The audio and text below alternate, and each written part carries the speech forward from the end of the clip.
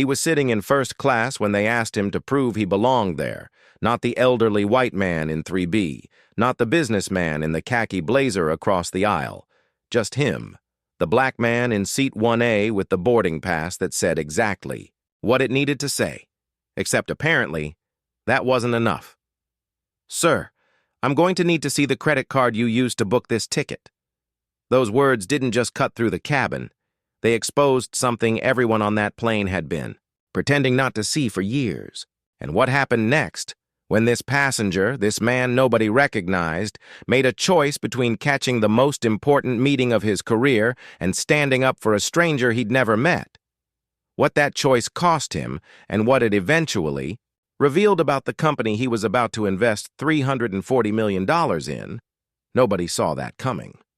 Not the flight attendant, not the CEO who'd been calling his phone non-stop, not the other passengers who'd been recording the whole thing.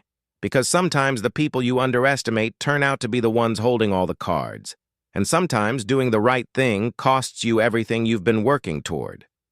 The question is, what do you do when those two things collide? This is that story. Let me take you back 3 weeks before that moment in first class. Because to understand what Marcus Hale did on that airplane, you need to understand who he was when nobody was watching. 4:47 in the morning. His alarm hadn't even gone off yet. Marcus was already awake in his Tribeca loft because his daughter Zoe had a school project due at 8, and she'd forgotten to print it the night before.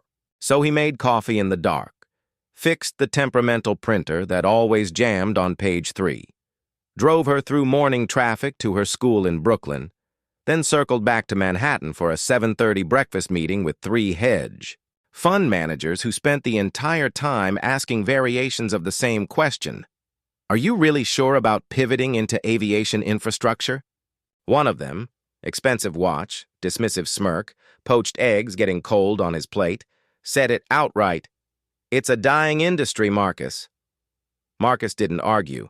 He just listened, took notes, asked careful questions, because that's what you do when you've spent 15 years building something from nothing. When you've turned a one-room office in Harlem into a fund that manages over $4 billion. You listen. You watch. You let people reveal themselves. You don't waste energy, proving you belong in rooms you built. His mornings were ordinary. Drop-offs, meetings, emails. His afternoons were ordinary too. Analyst calls, due diligence, portfolio rebalancing. But here's the thing nobody saw. Everywhere Marcus went, people made the same quiet assumption, that he worked for someone else.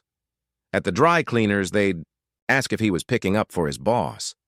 At the car dealership, they'd hand him financing brochures before he'd said a word. At investor conferences, people would hand him their coats. Marcus never corrected them, not loudly anyway. He just existed, worked, built things. His father had taught him that early. Don't walk into a room trying to convince people you belong. Walk in like you built the room. And Marcus had, quietly, strategically, deliberately. Hale Capital made money finding what other investors missed. Undervalued infrastructure plays nobody believed in. Toll roads, municipal bonds, regional airports, boring stuff, profitable stuff. And now he was looking at an airline, not because he loved planes, but because the numbers worked. Redwood Air was drowning in debt, trading below book value, and ripe for restructuring if someone knew what they were doing. He'd spent 6 months analyzing everything, their routes, their fleet, their balance sheet. And 3 days before that flight, he'd sent them a term sheet, $340 million in bond financing, contingent on operational audits and governance reforms. The CEO had called it a lifeline. The board had scheduled an emergency vote for Monday afternoon at 4 o'clock Pacific time, but Marcus didn't just invest in spreadsheets. He invested in systems, in people, in whether a company could actually change.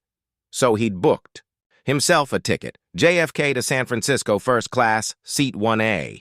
Not to show off, to observe. To see how Redwood Air actually treated customers when they thought nobody important was watching. He just hadn't expected to become the test case himself. Now, before we get to what happened on that plane, you need to understand something about Marcus that shaped everything. The unwritten rules he'd learned to navigate, not the official ones.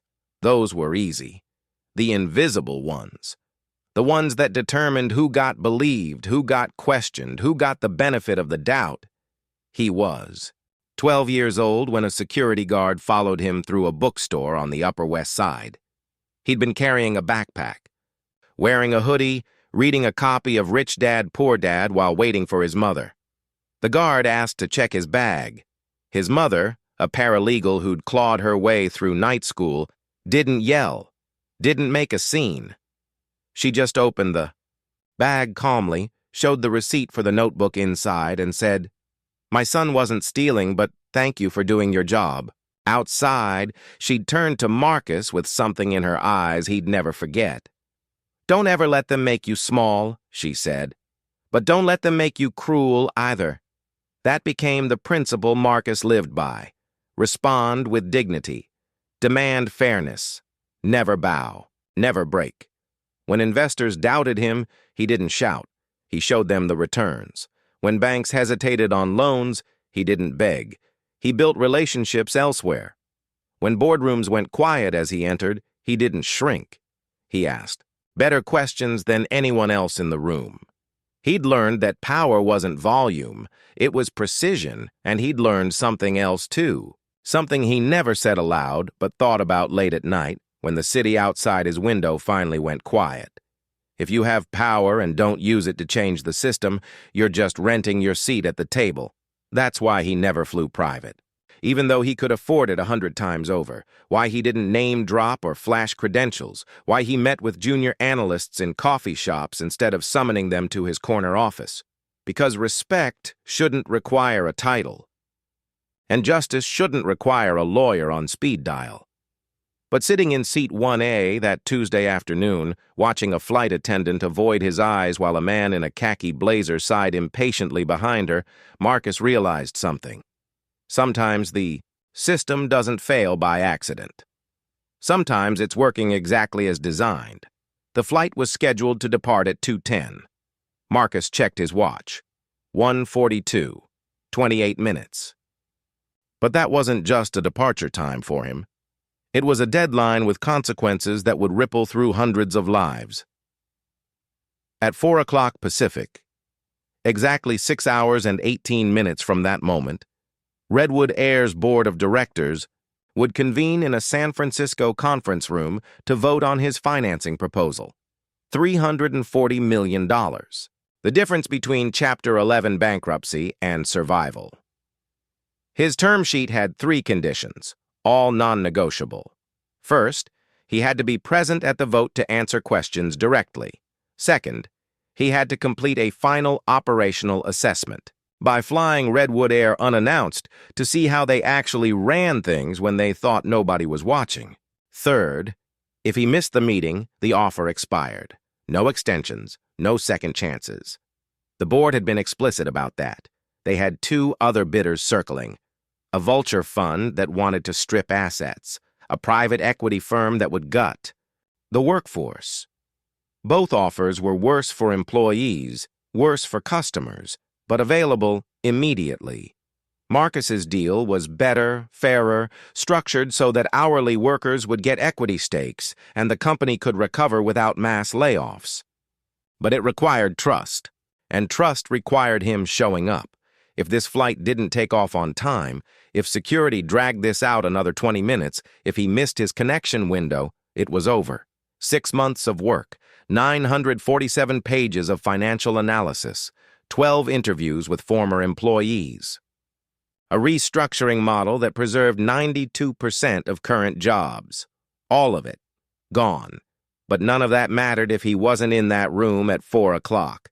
And right now, Lauren, the flight attendant whose name badge he'd memorized without, meaning to, was still standing in the aisle holding his boarding pass like it was evidence of fraud. It had actually started earlier. Marcus had noticed. At the gate, the agent had scanned his boarding pass 3 times. Not twice the way systems sometimes glitch, but 3 times, each scan followed by a long pause while she stared at her screen. "Is there a problem?" "No, sir. Just verifying." She'd handed his pass back without making eye contact. Then at the priority boarding line, a different agent had stopped him. "Sir, this line is for first class and elite members only." Marcus had pointed to the Zone 1 printed clearly on his boarding pass. A pause. "Oh, my mistake." But it wasn't a mistake. Marcus knew that look. The double take, the mental calculation, the assumption that he must be in the wrong place. Now standing in the aisle of the aircraft itself, he noticed Lauren's hand, trembling slightly as she held his boarding pass. Not from anger, from uncertainty. She kept glancing at the pass, then at him, then back at the pass, like the information didn't match the person in front of her. Behind her, Brad Whitmore, the man in the khaki blazer with the Diamond Elite tag dangling from his leather carry-on, pulled out his phone and scrolled through something. Then he leaned toward Lauren and whispered something Marcus couldn't quite hear. Lauren's eyes widened. She nodded. What had he shown her? Marcus's phone buzzed. He glanced down without picking it up. 3 missed calls from Jonathan Myers, the CEO. 2 texts from his CFO. 1 email with the subject line, "Urgent, Redwood Air final documentation."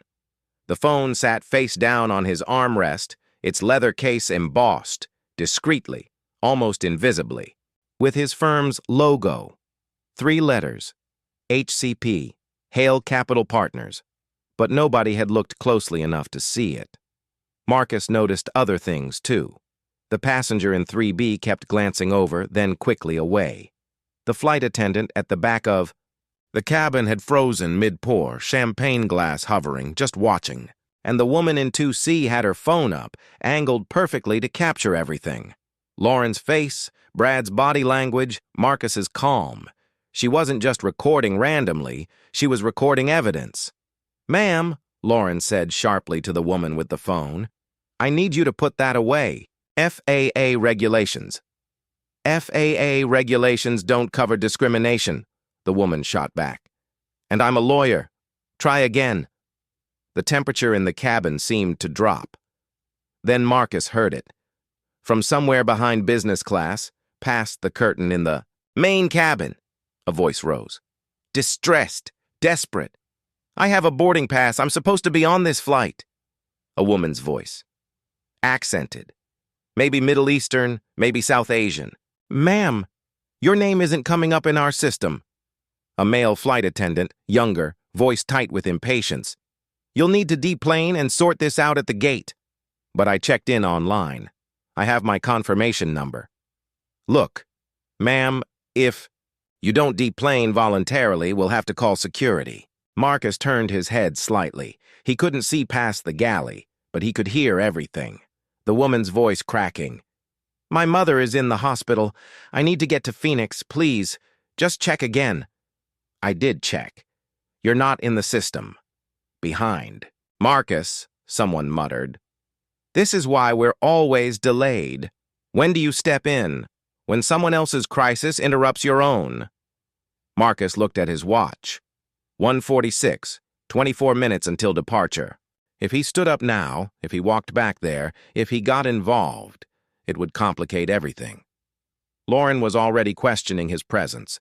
Getting into another passenger's dispute would give them more reason to see him as disruptive. It would risk the timeline, the meeting, the deal, 6 months of work. But that voice, that crack in it. He'd heard it before, in his mother's voice when the bookstore guard searched her bag, in his own voice once at 17 when a police officer pulled him over for driving suspiciously in the neighborhood where he'd lived his entire life. The sound of someone begging to be believed. The lawyer in 2C had lowered her phone slightly. She was listening too. Brad Whitmore rolled his eyes. Great. Another delay. He muttered loud enough for everyone to hear. Lauren still stood in the aisle, Marcus's boarding pass in her hand, caught between authority and uncertainty. And Marcus faced a choice. Stay seated. Protect his timeline. Let someone else handle it, or stand up, complicate everything. Risk his deal for a stranger. Is dignity something you fight for only when it's yours? Or does it matter even when it costs you everything? His father's words echoed, "Walk in like you built the room." But his mother's words echoed louder, "Don't let them make you small. Don't let them make you cruel." Marcus stood up. "Sir, please sit down." Lauren's voice cracked like a whip. Marcus paused, half standing, one hand on the armrest. 23 minutes. He could feel the weight of everything. The board meeting, the $340 million term sheet, the hundreds of employees, whose jobs depended on him being in that San Francisco conference room on time. His phone was exploding with notifications back in his seat. His CFO, his legal team, Jonathan Myers calling again. The board meeting had been moved up, now starting at 3:30 instead of 4. If he missed his connection by even 15 minutes, it was over. The Vulture Fund would win. People would lose their livelihoods. And for what? A woman he didn't know in a dispute he hadn't witnessed over a system error that probably wasn't even discrimination, just bad software, bad timing, bad luck. "Walk away," a voice in his head warned. "You can't save everyone." But he looked toward the curtain separating first class from the main cabin and heard that woman's voice again. Quieter now, defeated. "Please, just let me call the airline. There's been a mistake." The male flight attendant. "You can call from the gate." Brad Whitmore exhaled loudly. "Can we please just move on? Some of us have actual commitments." Lauren gestured toward Marcus's seat. "Sir, sit down. We're still resolving. Your situation, like he was the problem. Like asking to be treated fairly was an inconvenience." Marcus's jaw tightened. He thought about the analyst who'd asked him once, "Why do you care so much about how companies treat their workers? You're an investor, not a social worker." He'd answered, "Simply, because systems that break people eventually break themselves. But caring and acting are different things. Acting has consequences." Marcus straightened fully. "I'd like to speak with your supervisor," he said to Lauren. "Not loud, not aggressive, just clear. Sir, I am the lead flight attendant." "Then I'd like to speak with the gate manager. Because you've asked me for documentation, you haven't asked from anyone else in this cabin." He gestured around calmly. "That's not protocol, that's profiling." The word landed like a stone dropping into still water. Brad Whitmore's face flushed. "Now hold on!" "And that woman back there," Marcus continued, nodding toward the curtain, "is being removed before anyone's verified her claim. 2 passengers. Same pattern." He paused, let the silence fill in what he didn't need to say. "Both of us." The lawyer's phone was up again, recording. Lauren's hand shook. "Sir, if you don't sit down immediately, I'll have no choice but to consider you a security risk." There it was, the line they always drew. Comply or be labeled dangerous. Marcus had seen this script before. In boardrooms when he questioned financial projections, in negotiations when he pushed for better terms. The moment you challenged power, you became the threat. "I'm not a security risk," Marcus said evenly. "I'm a paying customer, asking for equal treatment. If that makes you uncomfortable, the problem isn't me." He took one step toward the curtain. Lauren moved to block him. "Sir, I'm checking on another passenger. That's not a crime. You need to return to your seat. After you check her reservation properly, not just tell her the system's broken." Brad Whitmore stood up too now, chest puffed. "Who do you think you are?" Marcus turned to him slowly, looked him dead in the eye. Someone who's tired of watching people get treated like criminals for existing. Then he walked past Lauren, past Brad, through the curtain, into whatever came next. The consequences were instant. Lauren's voice rose behind him. "Security to gate 14. Code yellow. Uncooperative passenger refusing to comply. The main cabin went silent. Marcus found the woman immediately. Mid-30s, hijab, eyes red from crying, clutching a phone with a cracked screen. The young male flight attendant stood over her, arms crossed defensively. "Ma'am, I need you to—" He stopped when he saw Marcus. "Sir, passengers aren't allowed in the galley area." "She has a boarding pass," Marcus said calmly. "Check the system again." The attendant's face hardened. "I already did." "Check it again." "Sir, you need to return to your seat or I'll—" "You'll what?" Behind Marcus, footsteps. Heavy, fast. 2 airport security officers pushed through the curtain, hands positioned near their belts. One of them scanned the scene, eyes locking immediately on Marcus. Not on Lauren. Not on the male flight attendant. On Marcus. "We have a report of a disruptive passenger," the officer said. Lauren appeared behind them, breathless. "This passenger refused multiple directives and is now interfering with crew operations." The officer stepped forward. "Sir, I need you to come with us. 20 minutes until departure."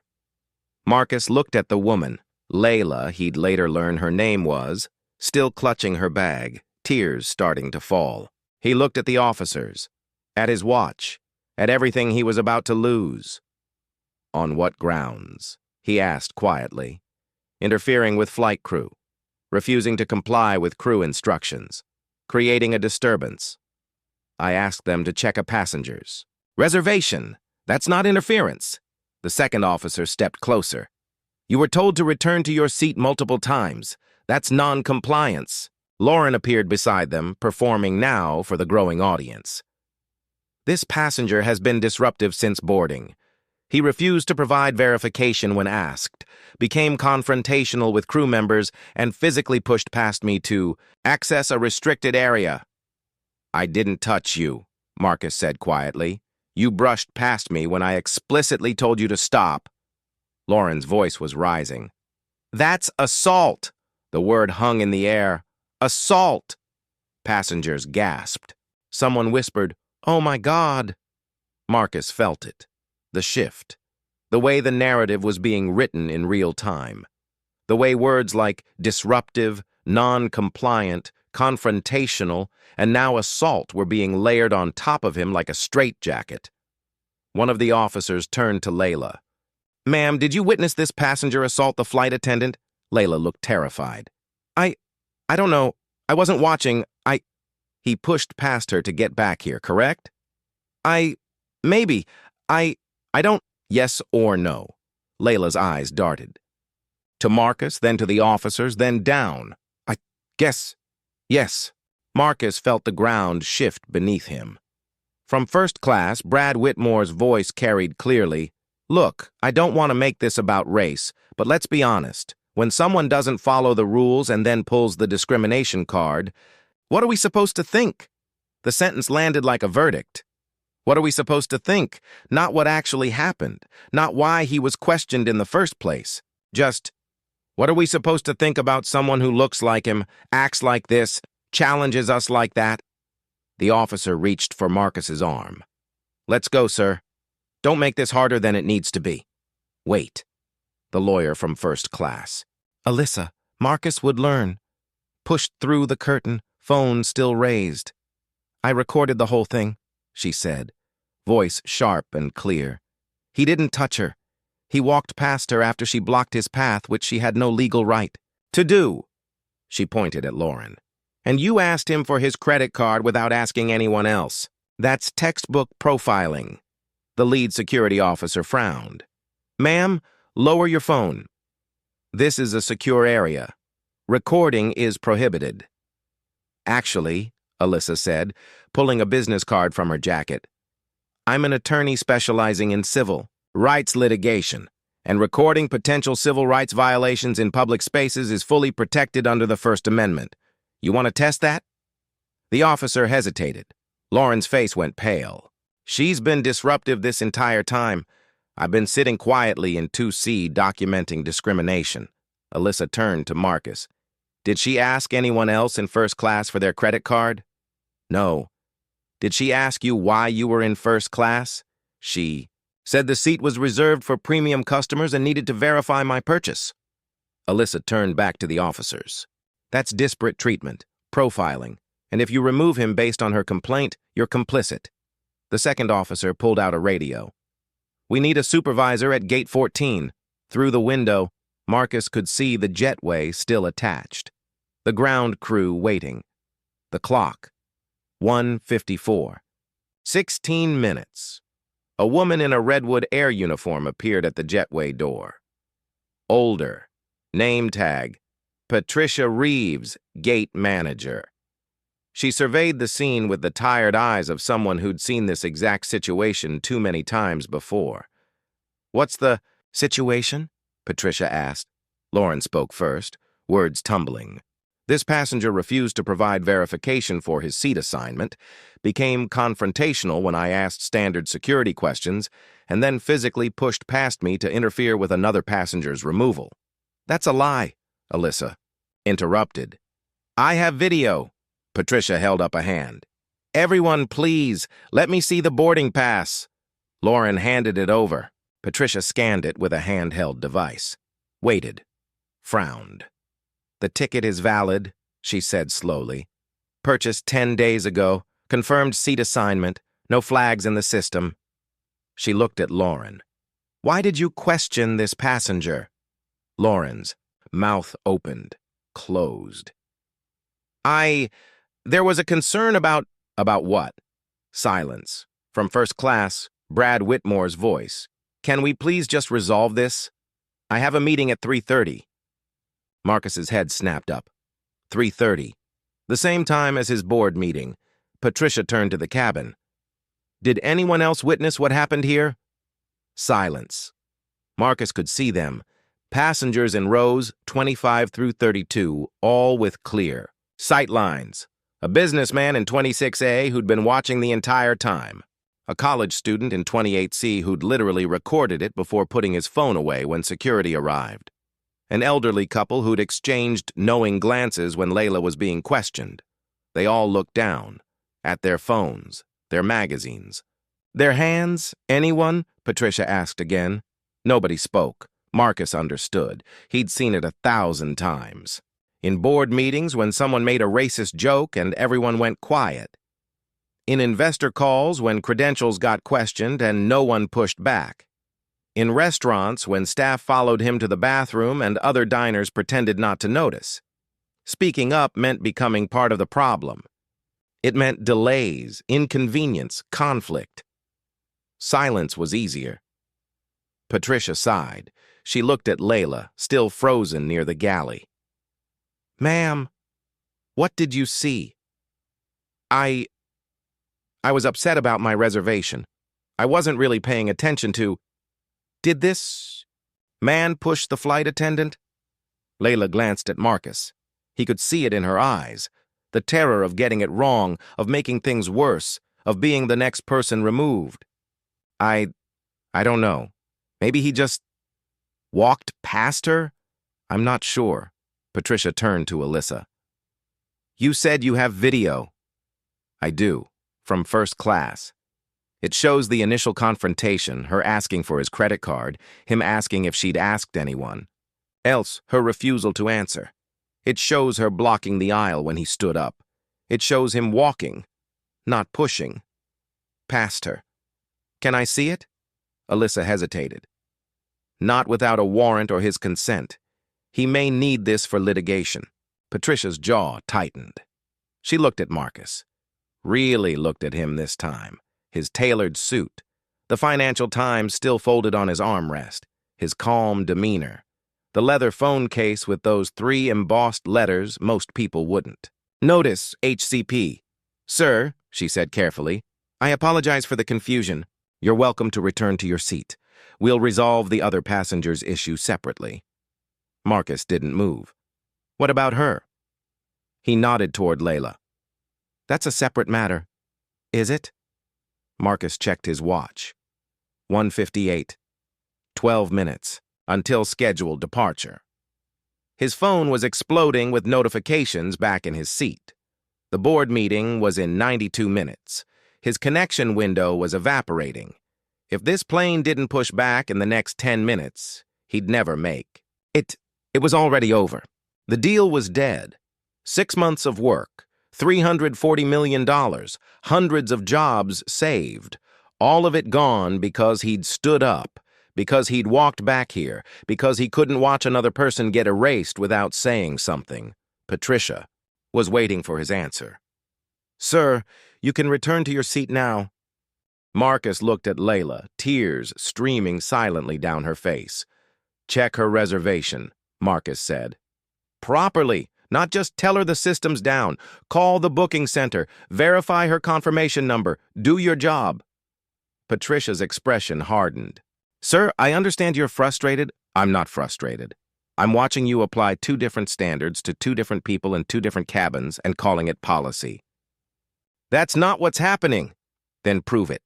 Check her reservation." The security officers shifted uncomfortably. Brad Whitmore appeared at the curtain, face red. "Are you kidding me? We're now 12 minutes past boarding. I'm going to miss my connection because you're playing activist." Marcus turned to him slowly. "You said you had a meeting at 3:30. "Yeah, so do I. And unlike you, I'm not going to make it." Brad blinked. "Then why are you—" "Because some things matter more than being on time." Patricia pulled out her radio. "I need a customer service rep to gate 14 immediately." A young guy arrived, breathless, tablet in hand. Patricia explained the situation and he took Layla's phone, typed her confirmation number, frowned, typed again. That's weird." "What?" Patricia asked. "She's in the system, seat 27B, fully paid, checked in this morning at 9:47. He looked up. Why was she being removed? The young male flight attendant who'd been standing over Layla went, "Hail. The onboard manifest. When I scanned her pass, it came back red." The rep tapped his screen. "Yeah, because someone manually flagged her reservation 30 minutes ago." He squinted. "Flag code S14, security review requested." Patricia's eyes narrowed. "Who requested it?" The rep turned the tablet toward her. "Employee ID 4472, Lauren." "Michaels." Every head turned to Lauren, her face drained of color. "I didn't—" "That wasn't. It's time-stamped 1:22 p.m., the rep continued. 20 minutes before boarding started. Reason listed, passenger behavior concern." "What behavior?" Marcus asked quietly. "She hadn't even boarded yet." Lauren's mouth opened and closed. She seemed nervous at the gate. And with everything going on, we're supposed to report anything suspicious." "Nervous how?" Patricia demanded. She kept looking around, checking her phone, pacing. "That's called anxiety," Alyssa said flatly. "Her mother's in the hospital." The rep scrolled further. "There's another flag here. Same employee ID. Entered at 1:38 p.m. He looked up. "That's 4 minutes after boarding started." He paused. "Passenger name, Marcus Hale, seat 1A, flag code S14. Reason, verification needed for premium cabin assignment." The silence was deafening. Marcus felt something click into place. This wasn't random. This wasn't protocol. Lauren had flagged him before she'd even approached his seat. She'd decided he didn't belong there before she'd said a single word to him. Patricia's voice was ice. "Lauren, step aside. You're suspended pending investigation." "What?" "I was just following. You flagged 2 passengers based on profiling. Falsified security concerns and lied to airport security. Step aside." But the damage was done. The plane was still on the ground. Marcus's watch read 2:04, 6 minutes past departure, and his phone, back in first class, started ringing again. Marcus walked back through the curtain, past Brad Whitmore, who wouldn't meet his eyes, past the empty seat where Alyssa had been. He picked up his phone. 11. Missed calls. 23 texts, the most recent. "Board is starting early. They need an answer now. Where are you? Marcus sat down in 1A, dialed his CFO, David Chen. Marcus, thank God, where the hell are you? Still at JFK. A pause.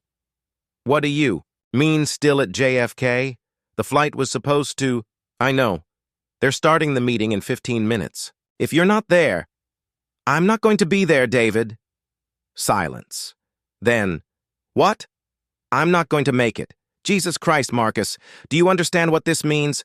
The board isn't going to wait. Centurion Capital has a term sheet ready. They're going to vote to accept theirs if you're not here to present. I know. Then why? David stopped.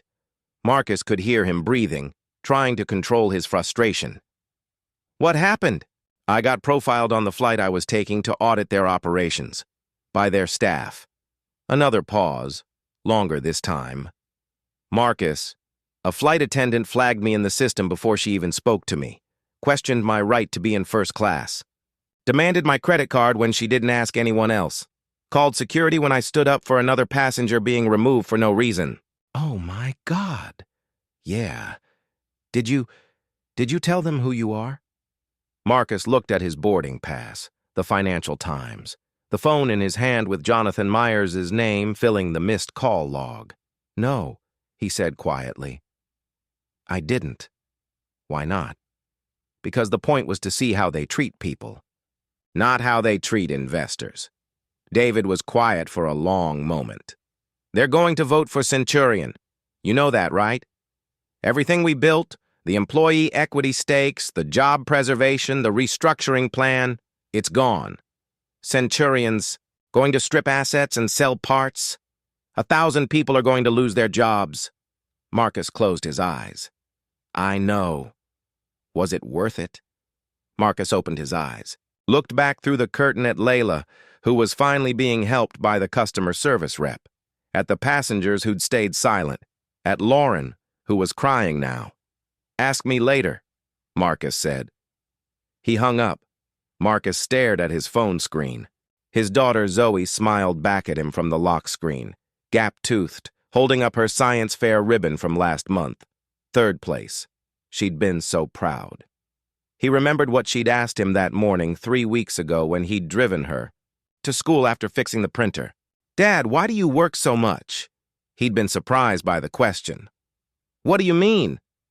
You're always on the phone, always in meetings, always flying somewhere. He'd pulled up to the drop-off circle, put the car in park. You know why I work? Zoe? To make money? No. Well, yes, but not just that. He'd turned to look at her.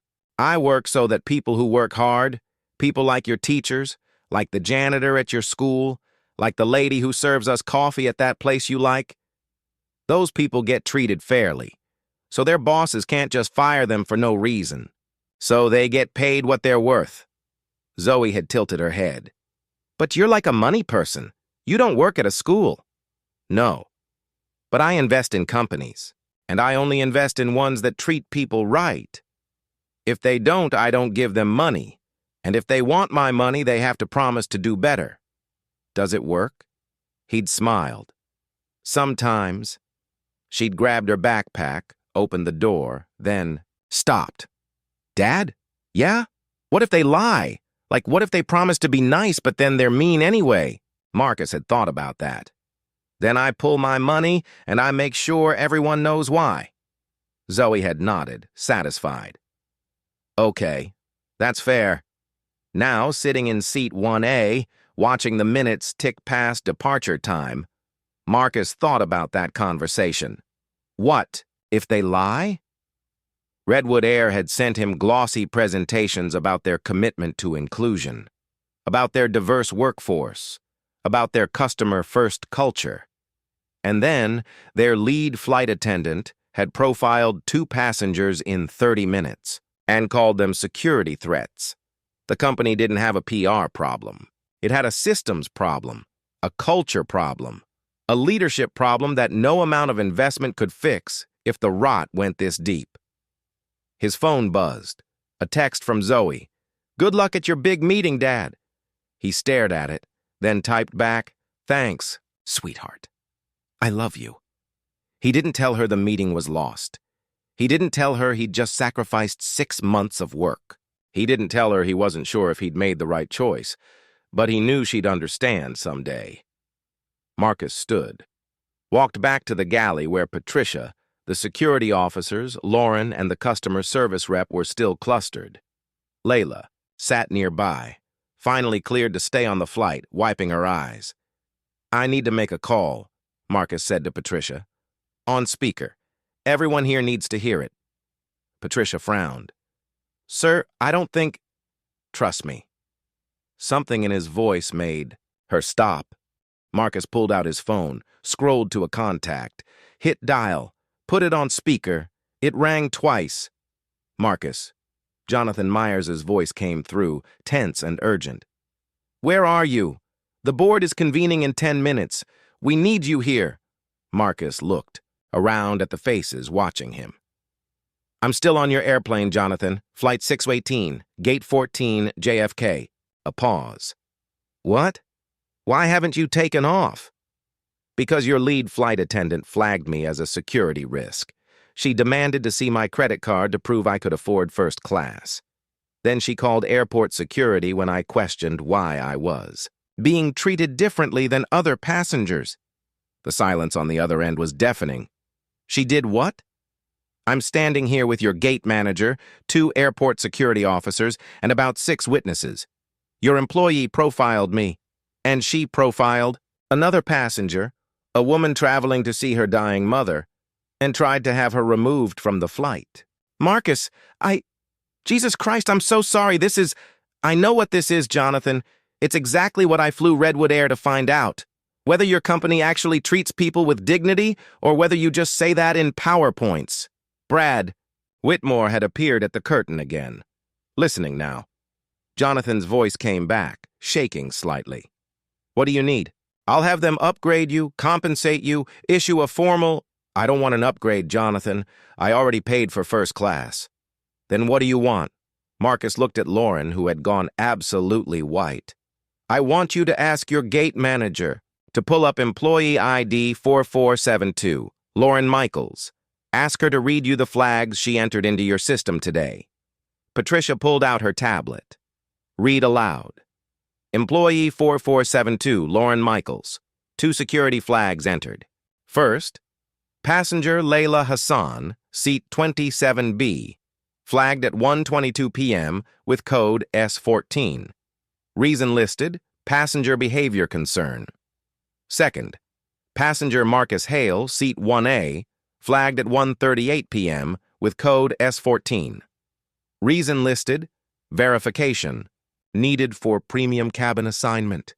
Jonathan's breathing was audible through the speaker. "Lauren Michaels, is she there?"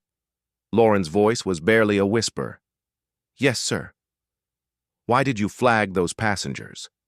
I thought they seemed... What? Silence! Seemed what, Ms. Michaels?" "Out of place," she finally said. "Out of place how?" Lauren didn't answer. Marcus spoke quietly. "She saw a black man in seat 1A and assumed fraud. She saw a Muslim woman in coach acting nervous and assumed threat. She didn't ask questions. She didn't verify. She just decided we didn't belong." Jonathan's voice came back, cold and precise. "Patricia, suspend Ms. Michaels immediately. Full investigation. I want a report on my desk by end of day." "Yes, sir." "Marcus," Jonathan continued, "I don't know what to say. This is inexcusable. We have policies. Your policies don't matter if your people don't follow them. Or worse, if your systems enable them not to." "You're right. You're absolutely right." Marcus pulled a document from his jacket pocket. His term sheet, folded, slightly creased. "Jonathan, do you know what this is?" "What?" "This is a $340 million financing offer I was coming to San Francisco to present to your board in 90 minutes. I've spent 6 months analyzing your airline, your routes, your debt structure, your workforce. I built a restructuring plan that would have saved 1,000 jobs and returned you to profitability in 18 months. The cabin went silent. Even Brad Whitmore looked stunned. But I can't invest in a company that treats people like this, Marcus continued. Not because of one employee, because your system let it happen. Your training failed. Your culture enabled it. And if I give you $340 million, I become responsible for that culture. Marcus, please, let me fix this. You can fix it. But not with my money. Not yet. Marcus looked at Patricia, at the security officers, at Alyssa, who had pushed back through with her phone still recording. Here's what happens next, Marcus said, voice steady and clear. You're going to launch an independent investigation into bias in your customer service operations. You're going to implement mandatory in-person bias training, not online modules, actual sessions with real accountability. You're going to create an executive-level escalation process for discrimination, complaints, and you're going to publish quarterly transparency reports on how many complaints you receive and how you handle them. Done, Jonathan said immediately. All of it. I'll have legal draft it today. And one more thing. Anything. You're going to personally apologize to Miss Layla Hassan and ensure she gets to Phoenix to see her mother. Absolutely. Ms. Hassan, I am deeply sorry. Not over the phone, Jonathan, in person. You'll meet her in Phoenix. A pause. I'll be on the next flight. Marcus looked at Lauren one last time. She was crying, mascara running. He didn't feel triumph, just exhaustion. Patricia, he said, is this flight still going to San Francisco today? She checked her tablet. Yes, sir. New departure time 2:45. We'll have you there by 5:20 Pacific. 2 hours after the board meeting. Too late, Marcus said. He sat back down in 1A. The plane finally pushed back at 2:47. Manhattan shrank below him. His phone buzzed one last time before airplane mode. A text from David. Board voted for Centurion. I'm sorry, call me when you land. Marcus stared at the message. 6 months of work. Gone. Then another text came through. This one from Jonathan Myers. Board just reversed their vote. We're postponing decision 30 days pending investigation results. If you're still interested after seeing real change, we'd be honored to work with you. Thank you for caring enough to hold us accountable. Marcus read it twice. Then a third time. Someone cleared their throat. He looked up. Layla stood in the aisle holding a tissue. I just wanted to say thank you. You didn't have to do that.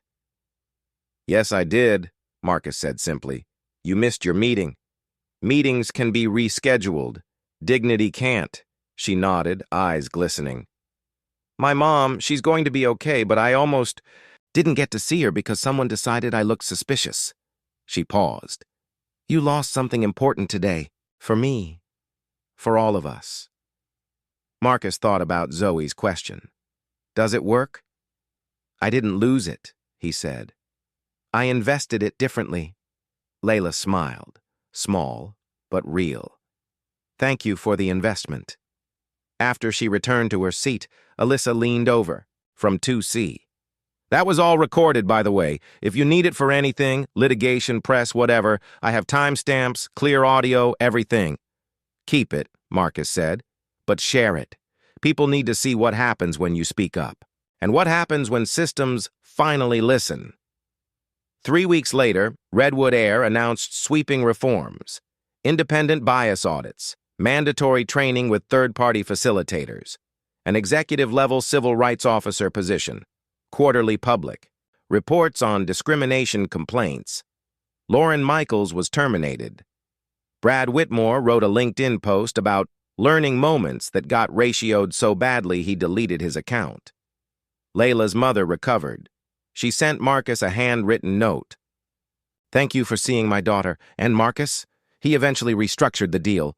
Redwood Air implemented real changes. He verified them personally, flying their routes unannounced, watching how staff treated passengers when no one knew he was watching. 2 months later, Hale Capital invested $340 million, not because the numbers worked, because the culture had changed. Marcus framed Zoe's text, the one that said, "Good luck at your big meeting," and put it on his office wall. Below it, he added a printed line from his mother. "Don't let them make you small. Don't let them make you cruel." Some people asked him later if it was worth it. Missing the meeting, risking the deal, fighting a battle that wasn't his. He always gave the same answer. It was everyone's battle. I just had the resources to fight it without losing everything. But privately, late at night when the city outside his window went quiet, he thought about something else. About all the people who'd been in his position but didn't have his capital, his credentials, his access to power. People who got flagged, questioned, removed, and had no recourse, no CEO to call, no lawyers to threaten with, no investment leverage to force change. What happens to them? That question kept him up at night, and it's why he kept investing. Not just money, but time, attention, and sometimes his own dignity, into systems that needed to change. Because markets might not wait, but justice can't. So here's my question for you, and I mean this genuinely. Have you ever been in a situation where you had to choose between your own success and standing up for what's right? Where doing the right thing meant losing something you'd worked for? Or have you watched someone else face that choice and wondered what you would have done? Drop it in the comments. This community doesn't judge. We just listen.